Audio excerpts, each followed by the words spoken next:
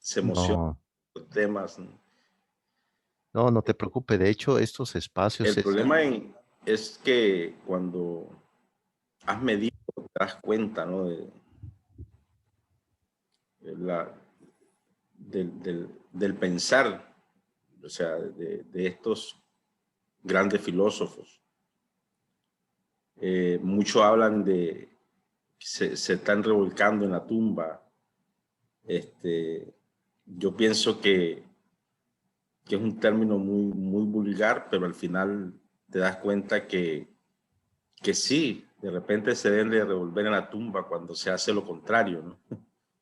sí, sí, Eh, Más en los sistemas educativos, porque seguimos, por ejemplo, este Weber que dice de la parte de que el hombre está siendo educado, las personas están siendo educadas solo por apretar botones y todo eso. sí, Eso no era lejos.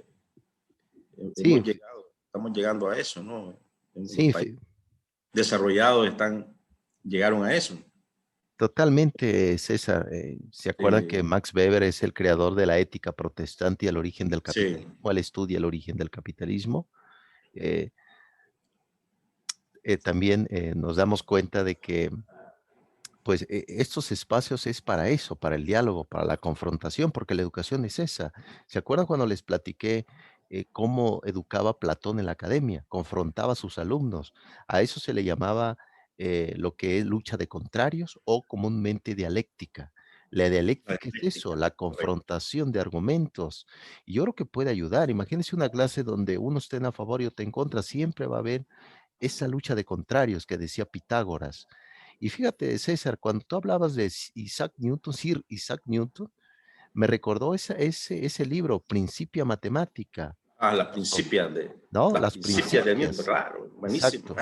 La Se las filosofía, recomiendo, exacto, la se las filosofía recomiendo. naturalis, ¿no? Que era un título latino, la filosofía Las de la principias naturaleza. son increíbles.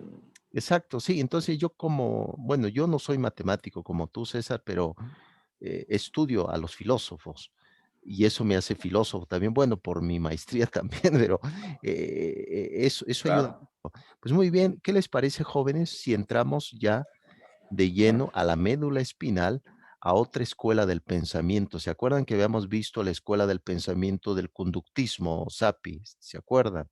Muy bien, pero antes de entrar ya de lleno a la médula, voy a pasar lista de asistencia para que no digan que el profesor no pasa lista de asistencia y es un anarquista pedagógico terrible, terrible. Voy a pasar la lista de asistencia.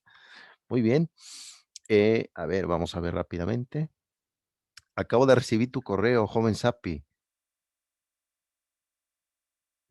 Sí, acabo de poner por lo menos, como decía, hace 2, 3 años escribí como 8 artículos en la prensa Excelente, muy bien. y ahora había dejado por COVID igual con pretexto y ahora Sí, tengo ya meses de escribir sobre filosofar sobre la educación panameña, ¿no? O sea, ¿por qué estamos así? Es demasiado que para mí ahorita después de estas lecturas es como ver la radiografía, la caleta, ¿no? Que sí, es blanco y negro, no, no, no, no. O sea, entonces siento que la resistencia para mí, yo creo, como siempre hablamos con Iguandil y yo, tenemos una ventaja muy grande, pero a nuestra manera, que conocemos casi dos mundos, la cultura occidental e indígena. Entonces nuestra resistencia está en nosotros, la cultura indígena. exacto, sí, No hacer como referencias, comparaciones. Yo creo que eso es lo que yo quería decir. O sea, al fin y al cabo todo depende de nosotros. Por ejemplo, todo lo que estamos hablando, si un docente no está preparado, no está sensibilizado para crear esa atmósfera, lo que estamos teorizando tampoco sirve, ¿no? Por ejemplo, alguien decía en la lectura dice, ¿para qué tener computadoras? No, al fin y al cabo no les va a hacer un uso como debe ser, ¿no? Así que me quedo con eso. Sí, la acabo de poner entonces a ustedes compartir por lo menos lo que saqué hace 2 años. no, excelente, Sapi. Ahorita que estaba yendo un pequeño receso con ustedes, platiqué ahorita con mi esposa y le dije, no me acuerdo, le dije, no me acuerdo de un pensador mexicano que fue secretario de la UNESCO en el 46, aquí en México. Y ya, pues ya platicando con ella, ya me acordé que fue Jaime Torres Bodet, que fue un brillante también literato aquí en México, al igual que Jesús Reyes Heroles. Entonces, estos Jesús Reyes Heroles, Jaime Torres Bodet, empezaron como lo expresa Sapi, pequeños textos, escribir, hay que empezar a escribir porque también es un patrimonio. La escritura es un patrimonio y sobre todo es parte de la investigación, porque recuerden, por ejemplo, yo ahorita que estoy con un grupo de maestría, yo les estamos viendo seminario de tesis 2, están construyendo ya su tesis, pero la etapa final, y les he dicho que no toda práctica docente es investigación. Hacemos práctica docente, pero la práctica docente es repetir lo que otros han dicho. Entonces, en vez de repetir, ¿por qué no creamos algo nuevo? Alguna postura, algún concepto. Eso es interesante, ¿no? Yo creo, ¿no? Entonces, de eso se pretende, Sapi. Agradezco que hayas enviado escrito. ¿Qué te parece si lo leo? ¿Me das la oportunidad? Y la siguiente semana, que es nuestra última sesión, lo comentamos. Hablando precisamente de las féminas en el ámbito educativo pedagógico, hay una que tiene un calibre impresionante que bueno, se llamaba Gabriela Mistral.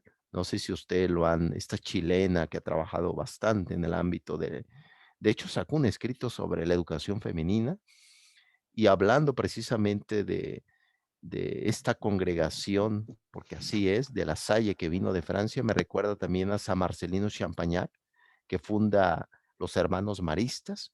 Un servidor tuvo en ese colegio también, al igual que los jesuitas, ¿se acuerdan de San Ignacio Loyola? Funda la compañía. Este tipo de educación muy, muy europea, pero es una educación que te enseña a saber sobre tu cultura, porque a veces estamos en un lugar y no sabemos qué somos. Entonces, ese tipo de educación también nos puede ayudar a entender qué somos. Y aprecio mucho a Sapi que habla de su cultura, ¿no? De sus raíces, de esa conquista, de esa liberación. Muy bien, excelente. Ya estoy pasando lista. Iguanili estaba por ahí. Iguanili López Smith. Maestro, Sí. nosotros tenemos un problema técnico aquí con la computadora de Dewar. Ahorita se le apagó todo. Algo está Híjole. pasando. No sé si es la misma computadora. Entonces, bueno, vamos a compartir aquí. No sé, algo pasó. No, no pasa nada, Iguanili.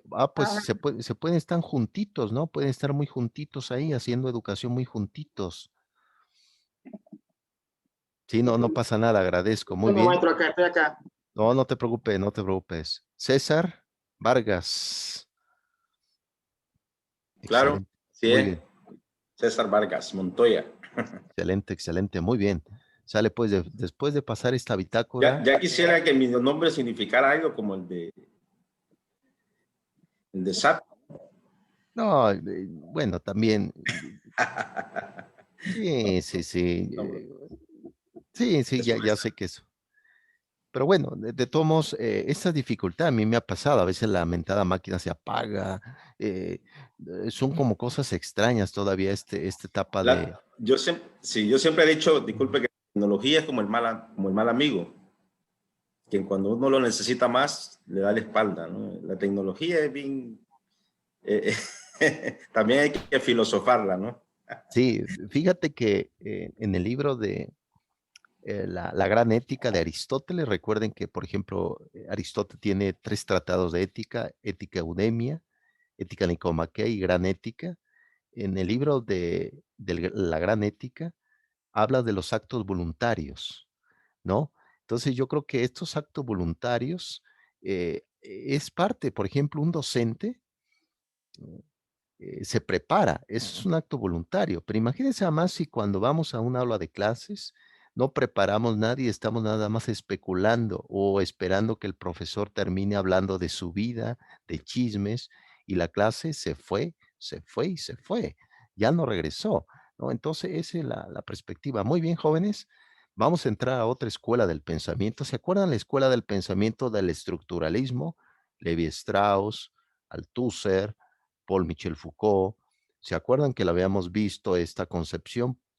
Paul Michel Foucault estudia el concepto de las prisiones, que se toma para el ámbito educativo. Está Vigilar y Castigar, Arqueología del Saber. Historia de la sexualidad, las palabras y las cosas. Pueden revisar de Paul Michel Foucault. Eso fue eso fue una escuela del pensamiento, el estructuralismo del siglo XX. Hay otro grupo que no lo he hecho mención porque es pura filosofía pura, pero quiero que lo tengan presente.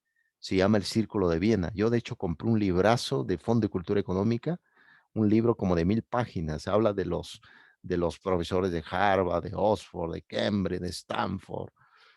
Y ellos, pues precisamente lo dirige un filósofo, eh, al igual que Karl Popper, Ludwig Wittgenstein.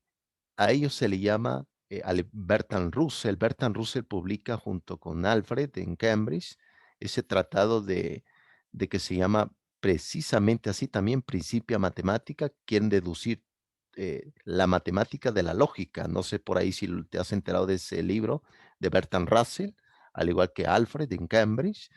Este tipo de escuela se llama el Círculo de Viena. Ellos dicen que la única posibilidad que tenemos es la ciencia. El sentido común, la doxa, como se dice en griego, se debe de desechar porque no es pertinente tenerla. Al igual que Edward Moore también pertenece a este grupo del Círculo de Viena. Eso fue otro tipo de escuela del pensamiento, al igual que el estructuralismo. Surge otra escuela que fue el conductismo, ¿se acuerdan que ya lo vimos? Con reflejos condicionados, con el condicionamiento de la persona, de las emociones. Ese es un ámbito muy psicológico, un servidor no es psicólogo, son tierras desconocidas para un servidor, peligrosa porque puede explotar una bomba, pero como filósofo les puedo decir que ese tipo de teorías, como les dije, tuvo aportación en el ámbito educativo, como la disciplina, como precisamente el trabajo, porque de eso se habla, de trabajar. Es decir, uno nunca llega a aprender algo si no es a través de un trabajo previo, ¿no? Dice, es que ya sé esto, ya lo sé, sí, pero hubo detrás de un servidor un trabajo, al igual que ustedes. Bien, vamos a entrar a otra escuela del pensamiento, como les había dicho, que es lo que es el cognitivismo social. El principal representante se llamó, bueno, se llama porque tiene ya casi 100 años, tiene como 95, 96 años.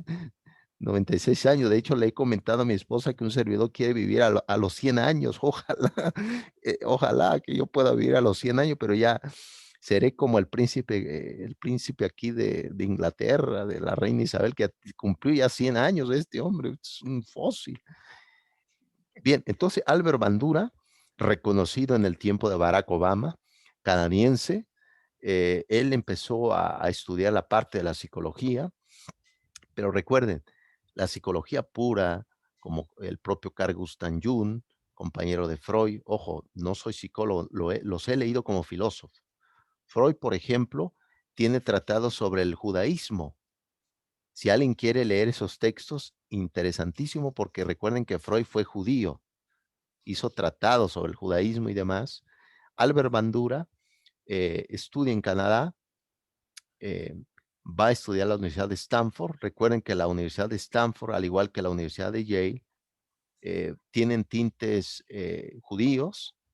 De hecho, la Universidad de Yale fue donado por un obispo anglicano llamado George Berkeley. Si alguien quiere leer a George Berkeley, adelante, vino a América Latina, quería armar todo. ¿Se acuerdan de Walden 2, de Skinner? ¿Se acuerdan, Sapi? De una ciudad utópica que quería formar a jóvenes para la ciencia y demás. Pues Sí, sí. no se logró, no lo hizo Berkeley. Albert Bandura trabaja, un niño inquieto como ustedes, como Iguanili, como Sapi, como Vargas, muy inquieto por el aprendizaje. De hecho, empezó a ser autodidacta. Ser autodidacta en estos tiempos es una gran virtud porque uno aprende por sí mismo. Fíjense que hubo un filósofo matemático llamado Leibniz. Él aprendió latín solo, empezó a leer libros y dijo, me voy a chutar, y aprendió solo, totalmente. Entonces, Álvaro Bandura, representante de esta postura, de esta escuela del pensamiento. La palabra cognoscere viene del latín, de hecho ya se los había dicho, cognoscere significa llegar a conocer, llegar a aprender, llegar a adquirir. Pues así es la cultura, así es el conocimiento. Muy bien, Albert Bandura, un profesor inquieto por el aprendizaje. Vamos a ver qué dice sobre el concepto del cognitivismo social, de esta escuela del pensamiento. Muy bien, aquí están sus obras. Si alguien quiere ahondar, un servidor ya descargó las obras de él.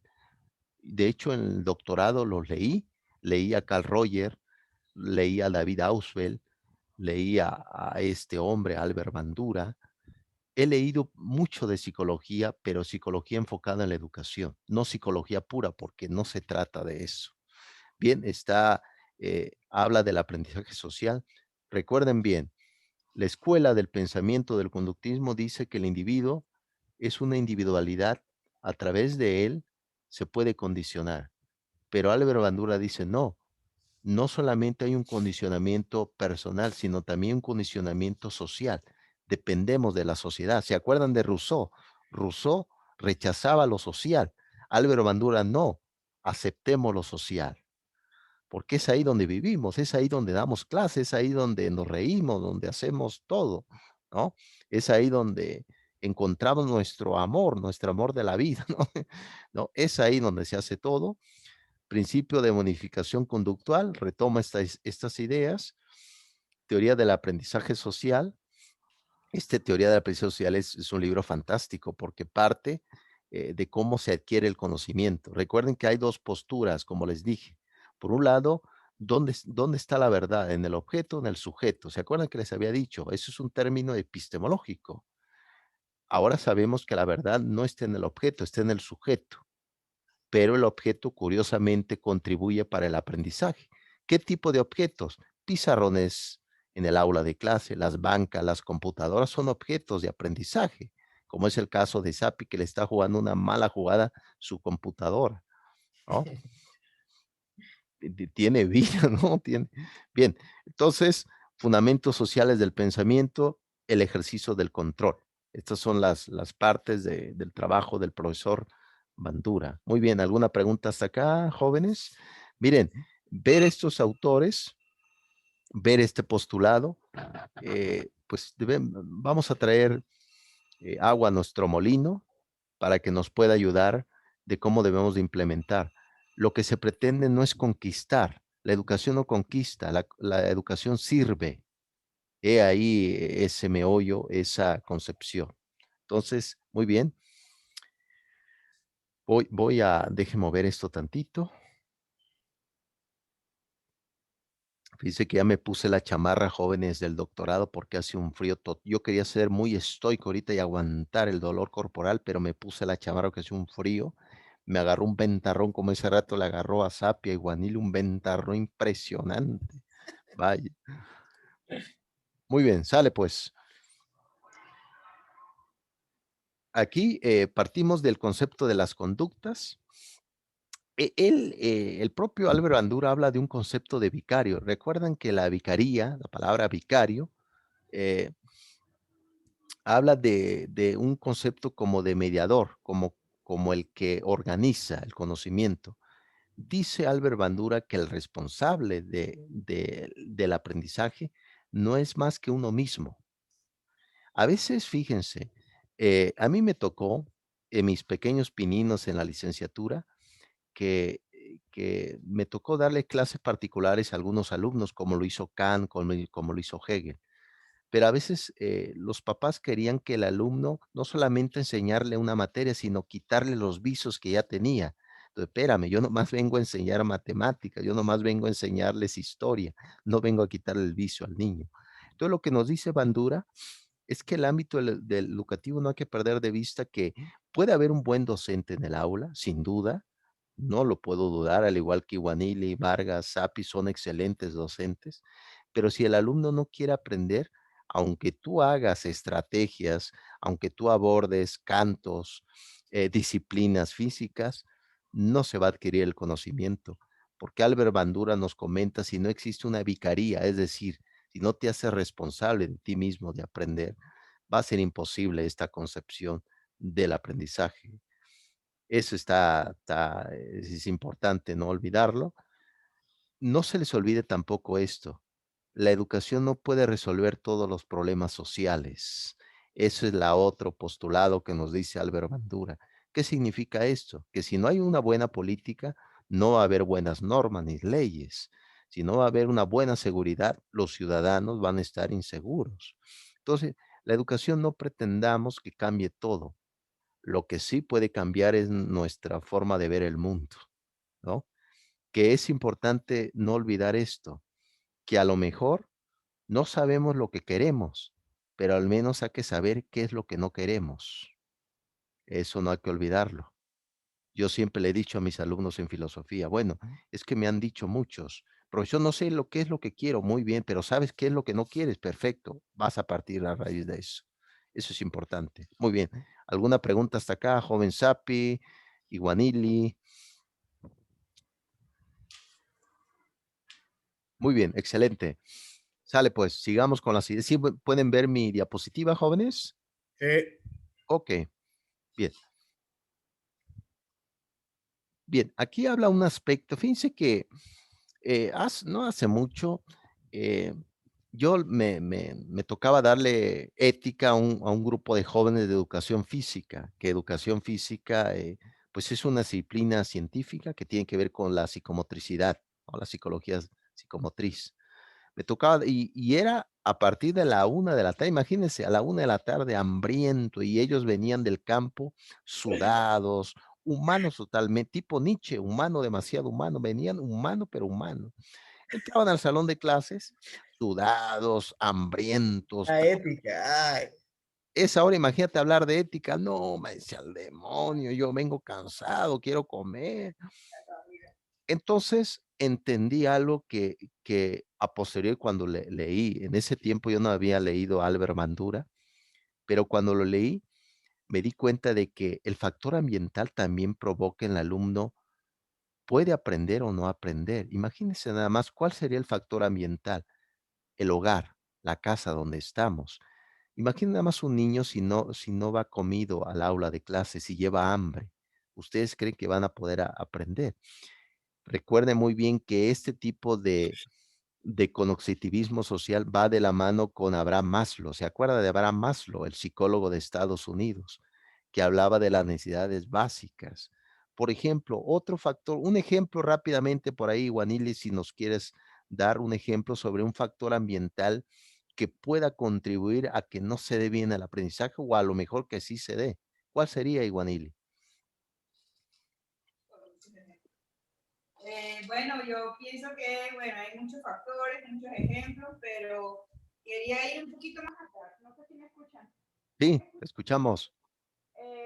Bueno, yo, como decía el compañero Vargas, que cada uno tiene su concepto, sus ideas, y la idea de estudiar doctorado, bueno, definitivamente creo que Igor y yo veníamos practicando la parte de eso de filosofía. Siempre hemos estado, toda la vida que hemos estado juntos, soñar y debate. Antes decíamos, vamos a debatir sobre, pero creo que el vocabulario lo vamos a cambiar. Bueno, pensando un poco, yo siempre relaciono mi profesión con todo lo que aprendo, reaprendo afuera, ¿sí? Porque definitivamente lo que usted dice, o sea, la educación, nadie nos va a dar esa oportunidad o esa responsabilidad, porque cada ser humano tiene la responsabilidad. Los tres que estamos tenemos una conciencia, creo, porque ya somos personas maduras, y estamos interesados en obtener el título, el doctorado, ¿no?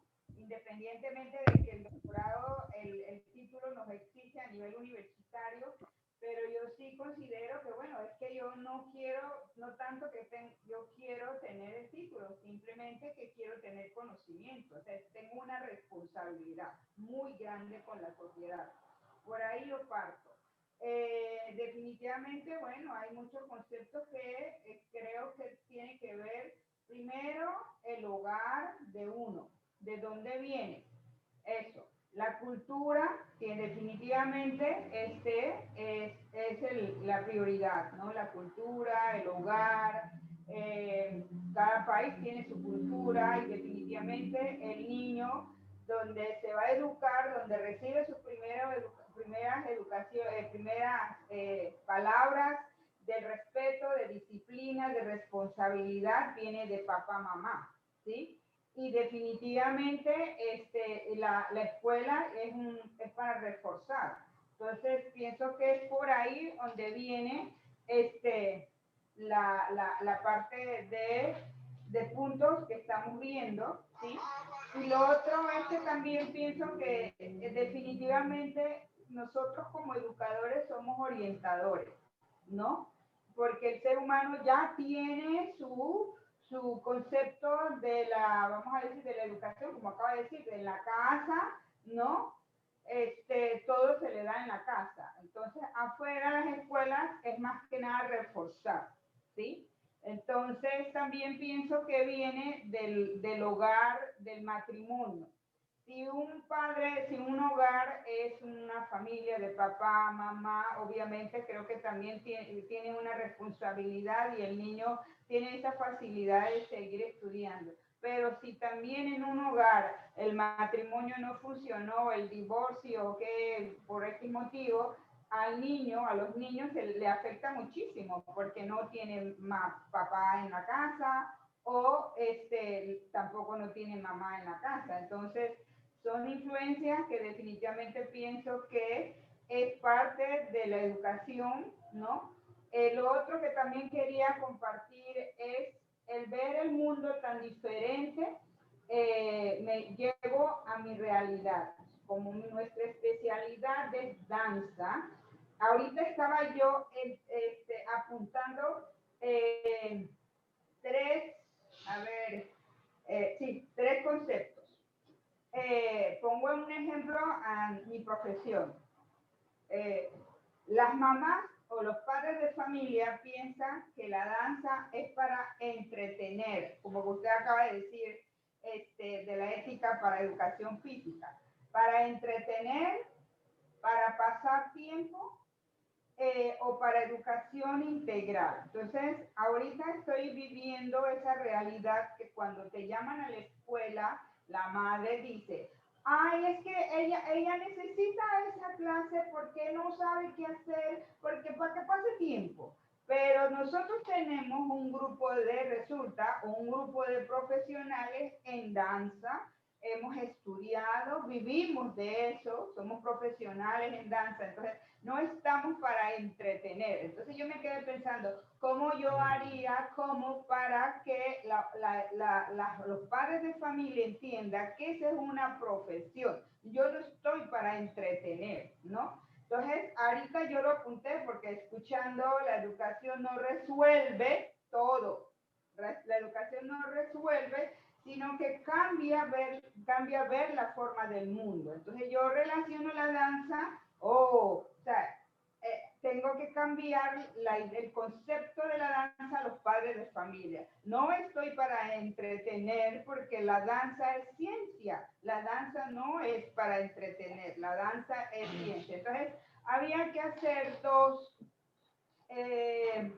porque estoy en el momento de hacer un currículum flexible para la danza este año. Nosotros tenemos que crear un currículum. Entonces, me cae muy bien toda la filosofía, la epistemología que estamos viendo, porque en realidad sí creo que está en nosotros entonces hacer las adecuaciones para que los padres de familia entiendan que la danza no es para entretener. Entonces tendríamos que tener dos escuelas, ¿sí? Una escuela para promover la danza y una escuela para estudiar danza con una filosofía que la danza es una ciencia, que la danza es una profesión y que tú puedes vivir de la danza. Porque también resulta que muchas niñas que estudian danza, que la mamá quiere que sea bailarina ballet clásico, pero la niña no tiene condiciones, como usted dijo. Si no tiene responsabilidad, si no tiene disciplina, si el cuerpo no le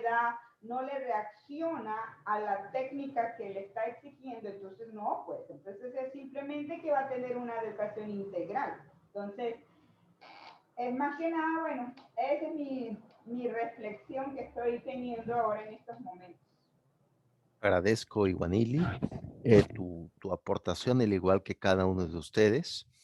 En efecto, eh, debemos también de dignificar nuestra profesión. En el caso, por ejemplo, donde estás, Iguanili, que es una profesión también del cuidado del cuerpo, porque el cuerpo también debe de ser educado, no solamente la mente, ¿no? Y sí, es interesante. El doctorado, ustedes, cuando ya tengan, ya terminen su doctorado, tengan ya su título, porque al final de cuentas también la parte empírica cuenta, es decir, reconocer y indicar que sí tienen esas capacidades, que no lo dudo, pero en las instituciones educativas lo piden.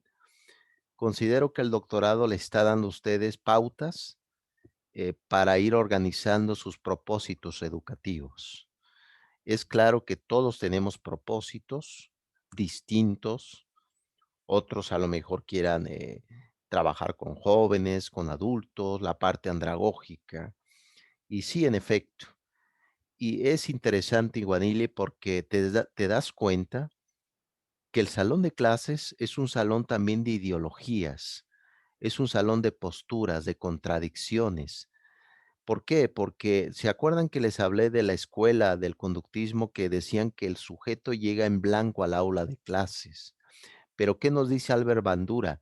Que si existe un factor ambiental, que es la casa, el trabajo, las relaciones sentimentales, el alumno cuando va al aula de clase lleva una gran carga cultural. ¿Lleva qué? Muchas cosas, mucha episteme, mucha epistemología, muchas concepciones. Entonces, si yo no conozco esa parte del alumno, los voy a juzgar mal, los voy a tachar mal y los voy a educar no adecuadamente. Hay un texto de un francés, siglo XVIII, llamado Rabelais, Francois Rabelais, tiene una sátira educativa de lo que estamos hablando, se llama Gargantúa y Pantagruel, de Rabelais. Un servidor ya lo revisó. Cuando lean esto se van a reír porque habla del atasgo, habla de la obesidad, ¿no? Educativa, que a veces así es, a veces así tratamos a los alumnos, con perdón de ustedes, pero a veces el aula de clase o el docente trata al alumno como un imbécil y no es así. El alumno sabe, el alumno conoce y es importante tomar esas variables ambientales que decía Bandura y llevarlo precisamente a la cognición que ellos lleguen a aprender. No llegar a aprender lo que el docente es, sino lo que los alumnos deben de ser, ¿no? Que esa es la educación, llegar a ser, ¿no? Entonces, ese es el plan. Agradezco, Iguanile, esta parte de tu ciencia, porque es una ciencia, este arte del cuerpo. Lamentablemente, por la ignorancia a veces que tenemos, juzgamos mal una ciencia. Ve allá, ¿qué es educación física o qué es? Tengo un grupo, ahorita estoy dando la materia, bueno, estoy también parte de la psicomotricidad, pero el punto de vista epistemológico. He platicado con grupo de educación física que dicen que su carrera de ellos, que es una ciencia también, no está bien valorada porque piensan que cualquiera puede dar, ve a hacer ejercicio, porque eso es, haz lagartijas, ve a hacer, a ver qué. Y no es así. Entonces, las pautas que nos estás dando esta materia, el punto de vista nos va a dar clarificación y, ¿por qué no? También enseñarles a la otra persona qué es lo que hacemos, porque a veces no se conoce. ¿Qué es lo que estamos haciendo y cómo lo vamos a hacer? Recuerden muy bien que un docente no se pregunta eh, qué vamos a hacer, sino cómo lo vamos a hacer, cómo lo vamos a realizar. Muy bien, excelente, Iguanile, buena aportación. Esos son los que dice Albert Bandura. Como pueden ver, la teoría de la cognición social es interesante. Muy bien, prosigo. Hay otro texto, ¿se acuerdan que les hablé de Erasmo de Rotterdam? Que tiene un libro Elogia a la locura, donde es un texto satírico, un texto extraño. También puede ayudar. Hay otro libro de Miguel de Unamuno y Hugo. De hecho, Miguel de Unamuno y Hugo lo iban a matar, de hecho, si no fue por la esposa de Franco. ¿Se acuerdan del dictador español Francisco Franco? Miguel de Unamuno y Hugo tiene un texto que se llama Amor y Pedagogía. Habla sobre el amor que podamos tener. Ojo, un amor no erótico, un amor como se le llamó en el cristianismo primitivo, un amor ágape, ágape, el amor de que el alumno aprenda. No, no un amor erótico, porque un docente es asexuado, ¿se acuerdan? Un docente es asexuado. Entonces, este amor ágape es lo que debemos de contribuir para que el alumno pueda tener, al menos sepa quién es él, ¿no? A raíz de que sabemos quiénes somos, vamos a partir con cierto aprendizaje. Muy bien, creo que por ahí está fuerte el aire, ¿no? Iguanil y Sapi, veo que les pega ventarrones fuertísimos. Espero que no sea la idea, que estéis soplando, revoloteando.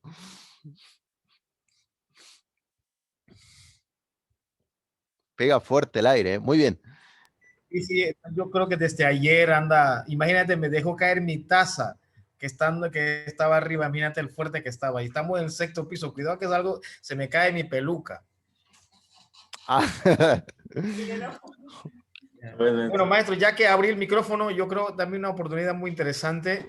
Nos queda 3 minutos, viene la última parte de la clase, me parece muy bien. Yo creo que el objetivo, maestro, debo agradecer lo afortunado que hemos sido nosotros, que está, como dice Iwandili, todos los días estamos creando. Yo digo, ¿qué es nivel de doctorado para mí? No puedo negar, decir que sí me gusta la lectura. Algunos libros, por ejemplo, Pablo Freire, ya lo había leído bastante y me encanta, me encanta. Entonces siento que el objetivo, yo creo que estaba desde el principio que usted marcó, crear en cada uno de nosotros esa capacidad de pensar, no tanto, para mí, le digo a Iwandili, este doctorado para mí, o sea, no quiero estar, yo quiero que me provoquen y pensar, ¿no? O sea, me parece interesante. El último, lo que usted acaba de decir, por ejemplo, en la educación, nosotros los cunas decimos una cosa muy interesante sobre el cuerpo. O sea, para nosotros, si un niño nace raquítico, mandamos a hacer una danza al lado de un árbol que se llama cuyo, para que se engorde, ¿no? Entonces, y además, si tú te demoras mucho tiempo con la cultura, cuando regresas al pueblo, tienes que bañarte con una hierba que es hierbabuena, oloroso, porque dice que... Terapia. Aromaterapia. Bueno, acá me acaba de decir la doctora acá, aromaterapia. Ajá, entonces, se bañamos porque dice que cuando tú llegas estando en la ciudad, esa casa de diablos, cuando regresas a la ciudad, tu olor del cuerpo, los animales, los peces, tú no puedes pescar porque los peces salen asustados, tienen que bañar. Entonces, historia del cuerpo muy interesante de nosotros. Entonces, tú tienes que tener esa capacidad para poder recibir lo que usted está, por ejemplo, cada vez descubro con las lecturas que estamos bien, disculpe la palabra, estamos bien jodidos, nos han engañado mucho el sistema educativo, que en vez de liberarnos, en vez de darnos esa cosita, entonces si yo me quedo, me vuelvo loco, saber, o sea, toda la vida me han engañado los 50 años que tengo, no puede ser. Ok, muy bien, 1 y 2, por ejemplo, lo que decía acá Iwandili, una vez llega una doctora, me dice a mí, profesor, ¿por qué ustedes piensan, como soy doctora, tengo dinero? No, yo soy un trabajador más que a veces tengo que ver cómo carajo yo alimento a mi familia. Lo que está hablando de ella y Wendy, de lo que estamos diciendo, el ambiente, ¿no? O sea, una familia disfuncional. Pero ahora, es un profesor que dice ser docente, tiene ese pensamiento sobre, porque, tú sabes que este hijo de una doctora, de un doctor, ya no estamos automarginando nosotros y perdemos delante de ellos nuestra autoridad moral, ético como profesional. ¿No? O sea, wow, eso me hizo pensar ahora que estaba escuchando el comentario de Wendy. Es verdad, todo el mundo piensa que los médicos ganan más que nosotros. Wow, es una jerarquización social que hemos metido, ¿no? Y por último, tengo un amigo, ya es licenciado en la universidad. Yo le preguntaba, ¿o es normal en la universidad preguntar entre nosotros, oye, ¿qué estudias? ¿Qué estudias? Y él no me decía.